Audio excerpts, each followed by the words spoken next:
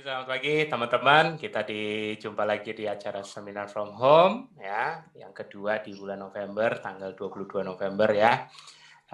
Hari ini cukup spesial, sedikit berbeda, tapi tidak mengurangi keseruan kita untuk belajar dari 4 pemateri yang juga masih tenaga kesehatan seperti SMA sebelumnya ya.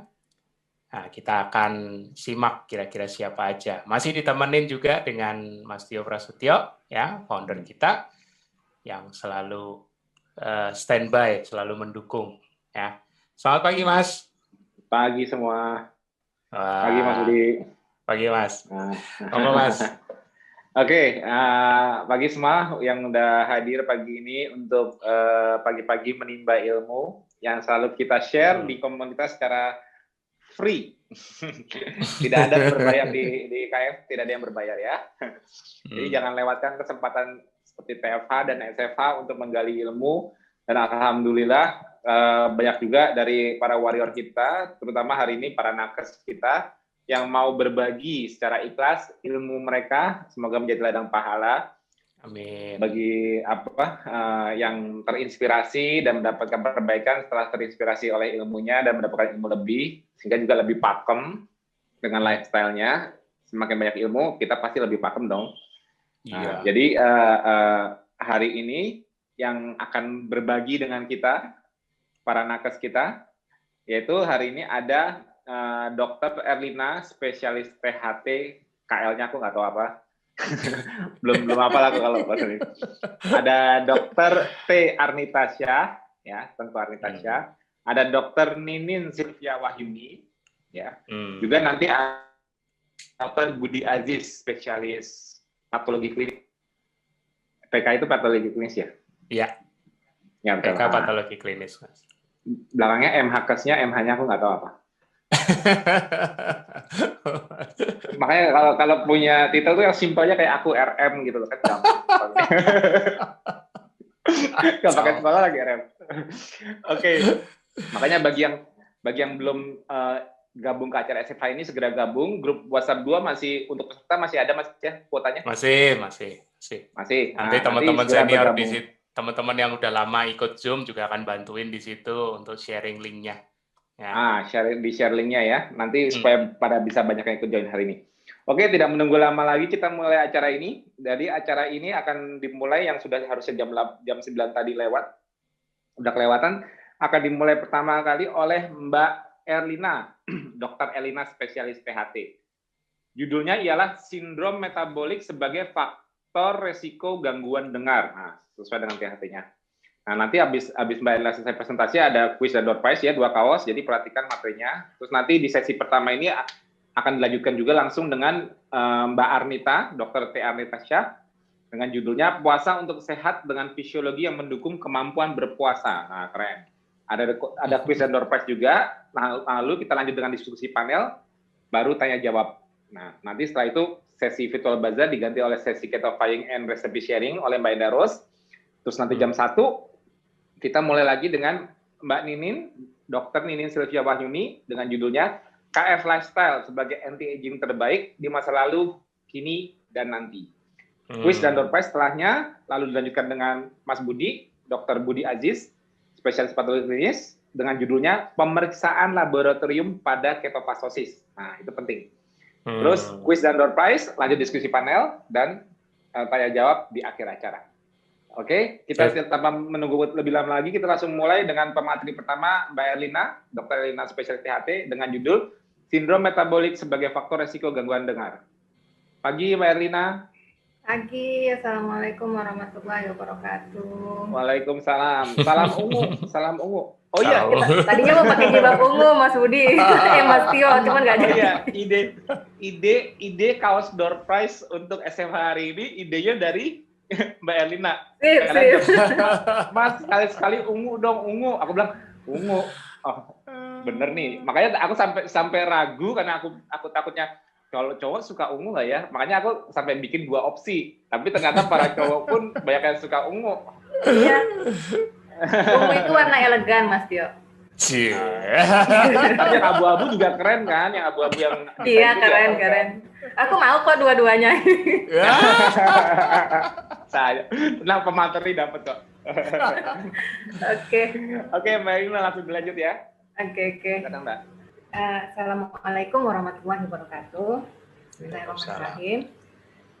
Pertama-tama saya ucapkan terima kasih dan it's juga kehormatan ya dari Mas Tio juga Mas Budi karena hari ini saya diajak untuk berbagi sedikit ilmu yang saya tahu tentang THT dan ternyata ada hubungannya yang sangat erat dengan pola hidup kita yang bisa mencegah salah satu dari faktor risiko yang bisa memunculkan penyakit tersebut terjadi gitu ya, yaitu risiko gangguan dengar dengan sindrom metabolik. Saya mulai aja ya. Oke.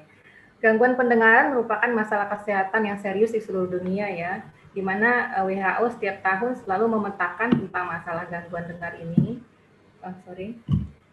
Di tahun 2018 didapatkan bahwa sebanyak 466 juta orang atau sekitar 6,1% dari populasi dunia hidup dengan gangguan pendengaran.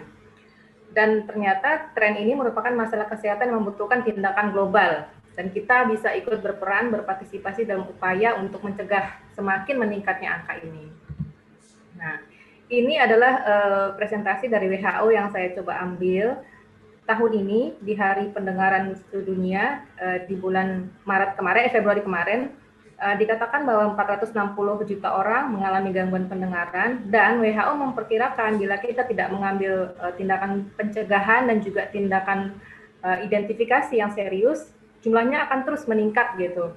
Tahun 2030 menjadi 630 juta orang dan tahun 2050 menjadi 900 juta orang. Ini angka yang sangat signifikan kenaikannya karena setiap tahun cenderung untuk terus naik. Sedangkan di Indonesia didapatkan bahwa prevalensi ketuliannya juga cukup tinggi, sekitar 4,6%. Dari populasi tertingginya ditemukan memang di usia sekolah ya. Untuk penyakit dengan bukan kelompok penyakit menular, angka segini termasuk cukup tinggi. Nah, sebenarnya apa sih gangguan dengar gitu ya? Gangguan pendengaran adalah ketidakmampuan secara parsial ataupun secara total untuk mendengarkan suara pada salah satu ataupun kedua telinga. Saya suka ngomong ke pasien saya gini, deaf is silent handicap. Jadi ketulian itu merupakan kecacatan yang nggak kelihatan gitu. Pernah kan ya tahun berapa gitu ada salah satu Miss Indonesia atau Putri Indonesia gitu yang dia cantik banget tapi ternyata dia mengalami gangguan dengar. Ada tuh. Jadi nggak kelihatan bahwa dia itu mengalami suatu kecacatan gitu. Dan ternyata bahwa kehilangan pendengaran itu mengakibatkan penurunan kualitas hidup karena komunikasi yang terbatas dengan orang lain, karena gangguan komunikasi sosial dan juga ternyata bisa memberikan efek negatif pada psikologisnya si orang tersebut. Nah, ini efek psikologis yang mungkin terjadi pada orang dengan gangguan dengar. Dia mengalami depresi, dia mengalami kecemasan. Mereka sering menganggap bahwa kita tuh marah dengan mereka. Kenapa? Karena orang dengan nggak dengar itu, kita kan cenderung akan menaikkan suara kita atau mengeraskan suara kita untuk ngomong, ya kan ya?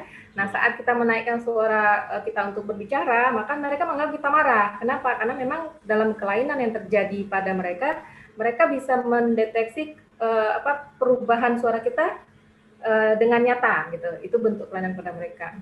Dan akhirnya mereka akan malu ya, merasa bersalah dan juga marah. Kemudian keadaan lain yang bisa muncul adalah menurunnya konsentrasi, jadi frustrasi, merasa tidak aman. Kemudian ada kesulitan dalam untuk menentukan pilihan akhirnya. Nah, mungkin ini sedikit saya kulik tentang anatomi telinga ya, bahwa anatomi telinga itu terbagi menjadi 3 bagian, yaitu telinga luar mulai dari daun telinga sampai dengan gendang telinga, kemudian telinga tengah mulai dari gendang telinga sampai tepi luar dari koklea, dan telinga dalam mulai dari koklea atau rumah siput ya bahasa awamnya, dan ke jares selanjutnya itu sampai ke saraf. Mas Budi, ini yang video sebentar ya, aku coba share ya. Oke. Dunia kita penuh dengan bunyi yang tidak terbatas. Tetapi sebenarnya, bagaimana kita menerima bunyi tersebut? Bunyi diterima oleh telinga luar yang terdiri dari daun telinga dan saluran luar pendengaran. Bunyi masuk melalui lubang telinga ke telinga tengah.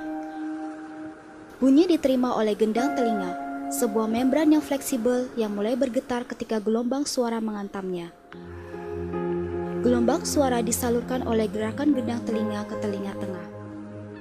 Di telinga tengah terdapat 3 tulang kecil, yaitu tulang martil, tulang landasan, dan tulang sanggurdi. Secara bersama mereka disebut sebagai rantai occiput. Mereka membentuk jembatan antara gendang telinga dengan pintu masuk telinga dalam. Interaksi di antaranya meningkat dan semakin memperkuat getaran suara sebelum getaran-getaran ini disampaikan secara seutuhnya ke telinga dalam melalui jendela oval. Di telinga dalam terdapat koklea yang berbentuk seperti rumah siput. Di dalamnya terdapat beberapa bagian membran yang berisi cairan. Ketika gelombang suara menggetarkan jendela oval, cairan mulai bergerak dan kemudian menggerakkan sel-sel rambut yang halus. Sel-sel rambut ini kemudian mengubah getaran-getaran menjadi impuls elektrik yang dikirim oleh saraf auditori dan menuju ke otak. Apa yang kita sebut dengan bunyi sebenarnya hanyalah gelombang suara yang ditransmisikan melalui udara.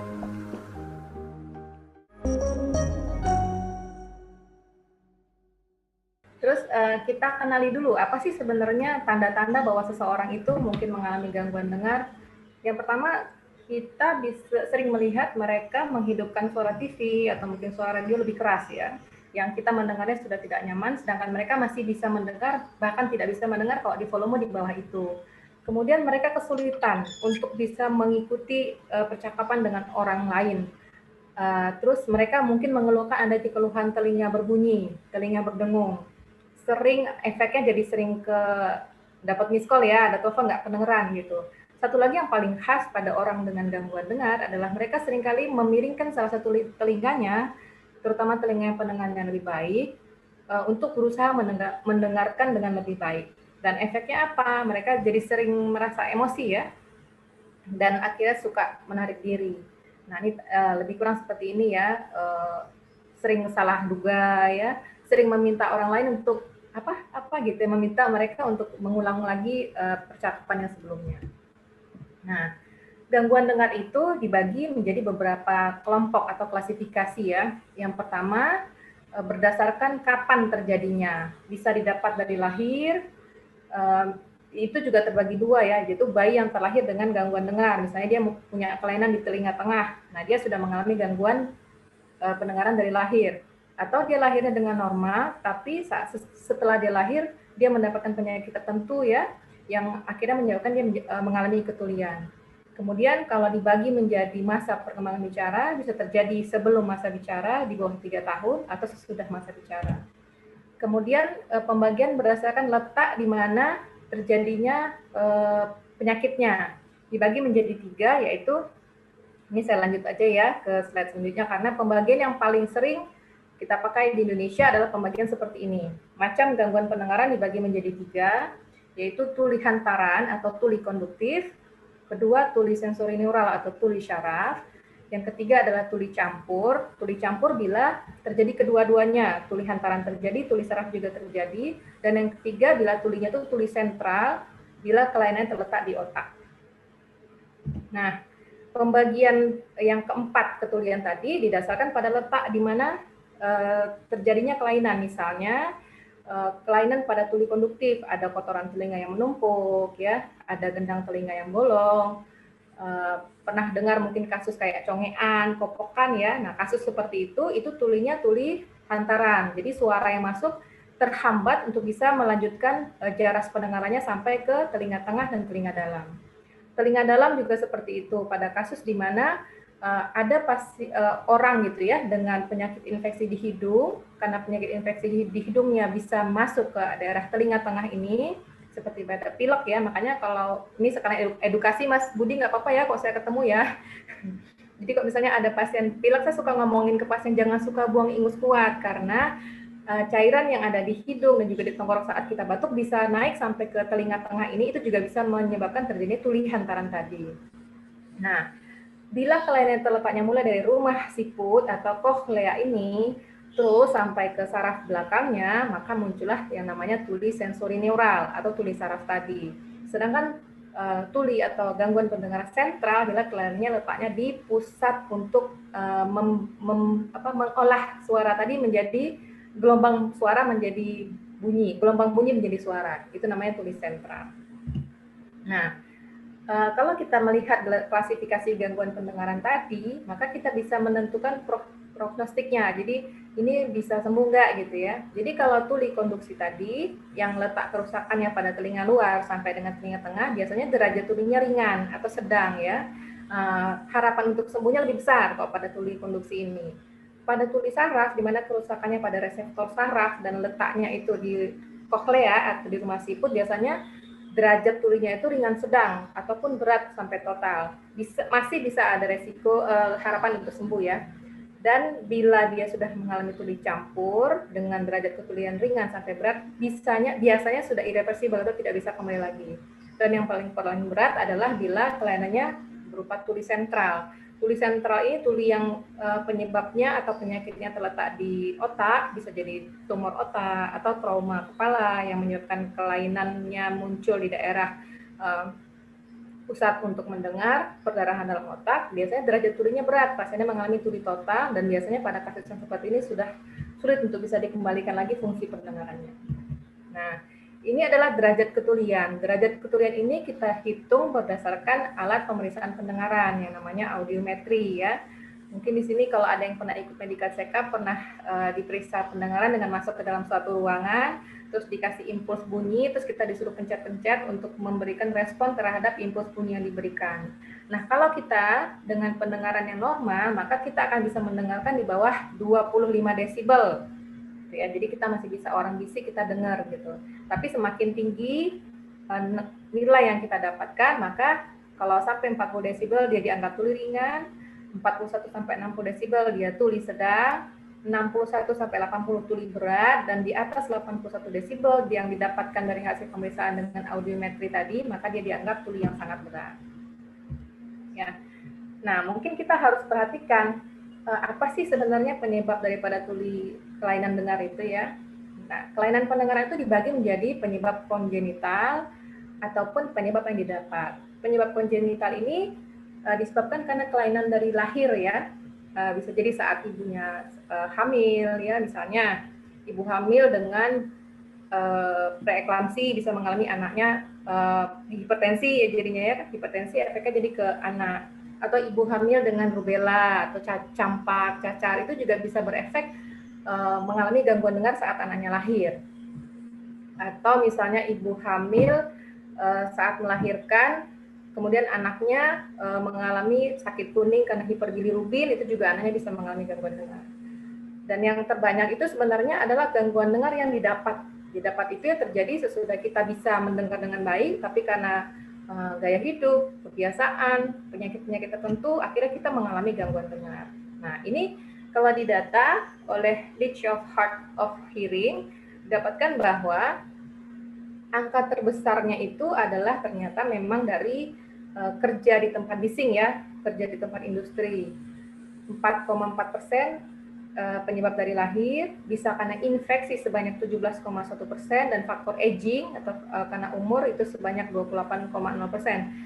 Di mana faktor umur merupakan sering disebut sebagai gangguan pendengaran yang fisiologis karena memang sudah agingnya dari fungsi pendengaran gitu ya. Nah, ini adalah contoh-contoh dari penyakit yang mungkin menyebabkan gangguan dengar. Nih contohnya misalnya ada kotoran telinga. Ini juga merupakan salah satu hal. Jadi kotoran telinga itu sebenarnya nggak pernah tuh nyampe ke gendang telinga, tapi karena kebiasaan kita berusaha untuk membersihkan telinga dengan cotton bud ya, efeknya malah kotorannya terdorong ke dalam dan menutupi gendang telinga yang efeknya jadi terhambatlah untuk nyampe ke jalur selanjutnya. Atau ini yang saya ceritakan tadi pada orang yang pilek, batuk, dia bisa infeksinya masuk ke telinga tengah, jadi tertumpuk cairan di telinga tengah. Atau ini pada kasus yang saya bilang tadi ada congean, kopokan ya, gendang telinga jadi bolong. Nah, ini semuanya adalah tuli hantaran. Jadi suara tidak bisa dihantarkan untuk melanjutkan proses selanjutnya. Atau tadi ini tuli sensori neural, kelainannya terletak di telinga dalam ya, di rumah siput atau di koklea. Oke. Saya kulik sedikit di sini tentang tuli sensori neural karena inilah yang berhubungan dengan hal yang bisa kita cegah dengan KFLS ya. Istilah sensori neural atau tuli saraf sering digunakan untuk mengindikasikan adanya kelainan pada koklea ataupun nervus 7 ya. Nervus 8 maksud saya. tulisan seural tadi itu disebabkan karena adanya abnormalitas dari sel rambut. Tadi itu lihat di video di bagian dalam dari yang potongan rumah sipur itu ada rambut-rambut getar, itu namanya sel rambut di organ korti. Kalau kita semakin, terutama kami dokter ya, semakin kita tahu, semakin kita bersyukur sama Allah ya, bagaimana telinga yang begitu kecil, di dalamnya lebih kecil lagi, ternyata begitu fungsinya begitu luar biasa. Kemudian, nah ini ya, penyebab yang tadi saya jelaskan bisa kongenital atau didapat.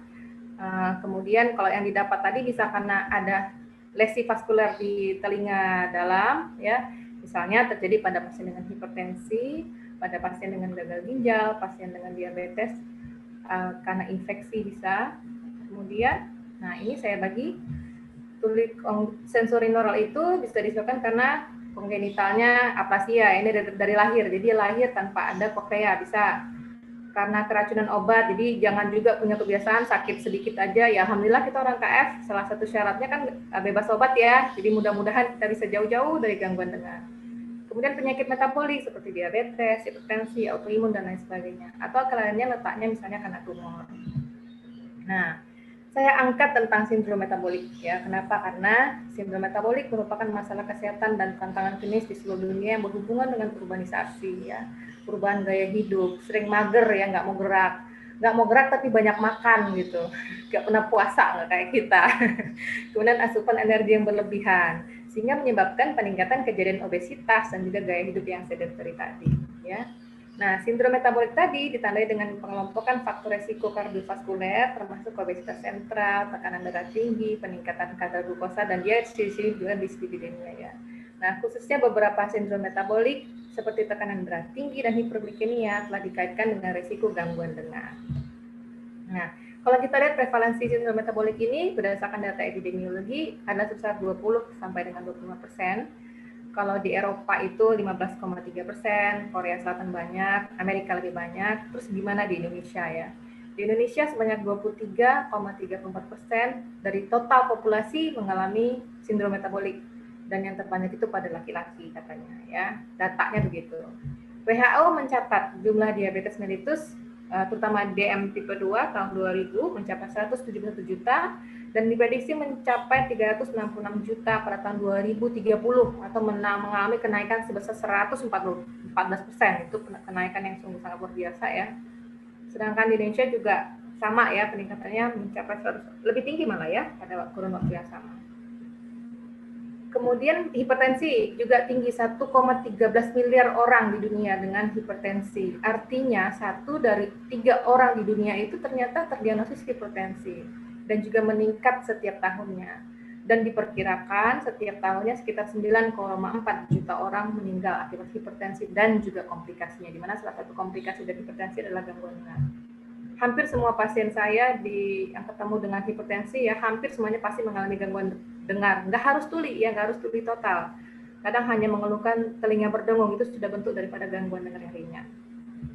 Nah, ini sering benar diulang-ulang oleh Dr. Piprim ya, jangan lupa dicatat, jangan sampai salah satu dari parameter ini itu masuk dalam kita ya, bahwa diagnosis dari sindrom metabolik itu ditemukan jika ada 3 atau lebih dari faktor risiko yang 5 ini. Obesitas sentral, yaitu dengan lingkar perut lebih dari 90 cm untuk pria dan lebih dari 80 cm untuk wanita. Kadar gula darah positifnya lebih 100 mg/dl. Tekanan darahnya lebih dari 130/85. Kadar trigliseridnya lebih dari 150. HDL kurang dari 40 pada pria dan kurang dari 50 pada wanita. Kalau kita di KF, insya Allah jauh-jauh dari sini, amin. Nah, saya coba mengulik ya, gimana sih hubungan antara resiko terjadinya gangguan dengar pada sindrom metabolik ini. Kalau kita googling maka akan keluar sekitar 166 juta artikel yang berhubungan, yang semuanya itu mengangkat bahwa sindrom metabolik itu sangat berhubungan dengan resiko terjadinya gangguan dengar. Memang mungkin di antara 166 juta ini ada pengulangan karena diambil dari mereka suka mensitasi dan mengulang sitasi, tapi itu sangat bermakna gitu loh. Jadi kadang-kadang kita kalau temu artikel sedikit kok ini kita sendiri pusing yang mana mesti saya ambil sebagai rujukan saking banyaknya gitu ya. Saya coba ambil sedikit saja. Nah, di sini ini yang terbaru ya, biasa 2000. Nah, ini 2018 punya. Nah, di sini aduh ini highlightnya nggak terlalu kelihatan ya. Di sini hubungan antara metabolic syndrome pada umur pertengahan ya pada populasi di Chinese waktu itu. Di sini didapatkan bahwa komponen dari odds ratio. Jadi odds ratio ini kemungkinan untuk mengalami gangguan dengar itu sebesar, naik kok ya, 1,07. Itu sangat bermakna ya, kok 1,07. Kemudian ini dilakukan di India. Ini juga tahunnya cukup baru.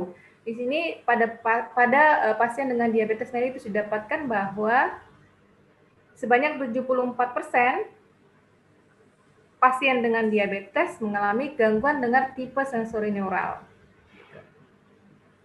Oke, kemudian ini hubungan antara metabolic syndrome lagi dengan sensorineural hearing loss. Ini tahun 2017 didapatkan penelitian ini semua penelitian dengan metode yang cross-sectional, cohort, jadi bisa dipercaya ya. Dari 11.114 partisipan, sebanyak 3.202 atau 28,81% didiagnosa dengan metabolic syndrome dan dengan 2.770 atau 24,90% dengan sensorineural hearing loss. Jadi sangat tinggi.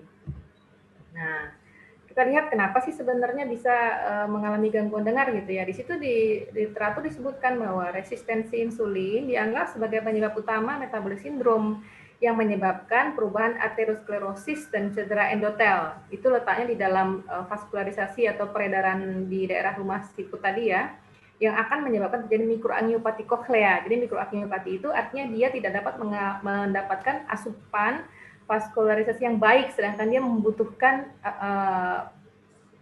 vaskularisasi sangat buruk. Nah, karena vaskularisasinya kurang, akibatnya penurunan suplai darah ke telinga tengah. Dan resiko gangguan dengar semakin meningkat dengan semakin banyaknya komponen dari sindrom metabolik yang dimiliki. Nah, di sini kalau kita lihat pada pasien dengan diabetes mellitus sama ya, penyebabnya karena mikroangiopati pada telinga dalam, yaitu pada labirin yang mengenai stria vascularis yang letaknya juga di rumah siput tadi, di koklea tadi, dan juga di arteri auditiva interna. Sedangkan pada hipertensi karena tingginya tekanan darah, dia menyebabkan iskemik koklea. Jadi iskemik itu malah dia putus sehingga tidak dapat aliran sama sekali. Akhirnya sel rambutnya menjadi mati atau atrofi. Nah, kalau obesitas, dia patofisiologinya lebih kompleks ya, tapi lebih kurang sama, bahwa berhubungan dengan aterosklerosis yang menyebabkan berkurangnya aliran darah ke koklea karena kaku dan menyempitnya arterinya. Jadi tetap urusannya vaskuler. Kemudian oxidative stress ini menyebabkan kerusakan pada sel rambut. Kemudian terjadinya inflamasi karena pelepasan inflamasi ya, pelepasan sitokin proinflamasi yang akhirnya menyebabkan kerusakan pada end organ yaitu di koklea tadi. Kemudian hipoksia, pokoknya cukup kompleks kalau pada obesitas ini. Nah, ini adalah gambaran telinga rumah siput yang tadi, yang di dalam video tadi, yang rumah rambut yang bergetar-getar tadi, inilah dia. Disinilah yang secara kimiawi terjadi proses pengolahan dari sumber gelombang suara tadi ya. Ini adalah rambut-rambut getar atau rambut di dalam organ korti ini, di koklea ini yang normal. Nah, saat kita mengalami gangguan sensorineural, apakah karena mikroangiopati, karena iskemik koklea, maka rambut-rambut tadi akan mengalami kerusakan. Sehingga semua prosesnya berhenti di sini, tidak bisa melanjutkan ke saraf pendengaran dan seterusnya. Nah, ini koklea normal itu bagus sekali, rumah siput itu kalau kita potong seperti ini, rambutnya bagus, tersusun dengan bagus, tapi pada saat dia sudah mengalami kerusakan, maka sebagainya akan hilang. Sehingga susunannya tidak seperti normal lagi. Ini sel rambut yang normal, ya, sel rambut ini letak di koklea tadi, dan ini yang sudah rusak. Sehingga tidak dapat diproses gelombang suara yang ditangkap tadi. Nah, kita harus bersyukur bahwa ternyata setengah dari gangguan pendengaran tadi itu bisa dicegah dengan pencegahan secara primer, gitu ya. Jadi bukanlah pencegahan yang sangat sulit, tidak membutuhkan biaya mahal, tidak perlu. Nah, pertama kita cegah identifikasi dulu apa penyebabnya, misalnya gangguan pada tuli konduktif ya, saya angkat sedikit, jangan punya kebiasaan mengorek kuping gitu ya. Kemudian karena tadi itu ternyata efeknya jelek. Kemudian bila sudah kita melakukan identifikasi, maka kita cepat ke dokter andaikan kita sudah menemukan kelainan, dan rehabilitasi misalnya pada pasien sudah ternyata mengalami gangguan dengar, supaya dia tidak memberat, maka kita lakukan rehabilitasi dengan pemakan alat bantu dengar misalnya. Nah, ini tadi ya. Rehabilitasi gangguan pendengaran ditentukan berdasarkan di mana sih lokasi bagian telinga yang perlu diperbaiki, apakah di telinga luar, telinga tengah, ataupun di telinga dalam. Misalnya tadi pada rehabilitasi kekurangan pendengaran karena pengantaran, menghilangkan sumbatan kotoran telinga, atau jadi gini, ada penyakit gangguan pendengaran karena penggunaan obat-obatan ya, jadi kita mencegah tidak memakai obat tersebut lagi, dan kadang-kadang memang operasi dibutuhkan. Sedangkan pada rehabilitasi kalau sudah keburu mengalami gangguan pendengaran dengan tujuan supaya keluhannya tidak bertambah berat adalah dengan memakai alat bantu dengar. Jadi prinsipnya penata gangguan pendengaran dilakukan sesuai dengan penyebab dari penyakitnya. Saya rasa itu aja Mas Budi yang saya bisa sampaikan. Semoga bermanfaat. Assalamualaikum warahmatullahi wabarakatuh. Wow, seru. Aku kebayang kalau yang apa ini, yang konsultasi sama Mbak Erlina cepet banget. Ya itu kekurangan aku Mas Budi, aku terlalu bersemangat. Jadi dulu pas aku lagi presentasi tesis bolak-balik pembimbing bilang, kamu jangan terlalu bersemangat, nanti pasti ngomongnya gitu. Karena gini, kalau lagi ngomongin ini di otak aku tuh udah ada yang lain yang mau ngomong tuh. Tapi semoga bisa ditangkap ya. Bisa sih, bisa. Walaupun bisa. Ya aku juga masih membiasakan dengan istilah-istilah baru tentang THT ya. Aku sudah berusaha membuat seawam mungkin Mas Tio. Awam kok. Nanti kalau itu sebetulnya masih bisa disambungin ke mitokondria juga bisa disambungin. Ya, mana ya itu urusan Mas Tio kalau itu ya. Nah, ya, siap. Karena kan memang kasusnya kan selalu jadi ini, basicnya kan sebetulnya penurunan fungsi. Ya. Kalau dari gambar besarnya yang aku ceritain di TFA kemarin ya, yang mengenai fungsi. Yang manusia itu semua organ di tubuhnya termasuk pendengaran itu kuncinya fungsi. Jadi apa yang membuat fungsinya menurun seiring aging atau chronic disease? Ataupun efek itu apa? Nah, yang aku bilang itu pasti ada penurunan kemampuan di salah satu organelnya yang mensupport fungsi sel tersebut untuk bekerja. Apakah itu? Udah jelas kan? Kenapa kita efeknya sistemik. Jadi walaupun isunya ialah hearing loss atau ada hearing issue dari metabolic isunya dia juga, efek sampingnya dari metabolic issue, efek tambahnya.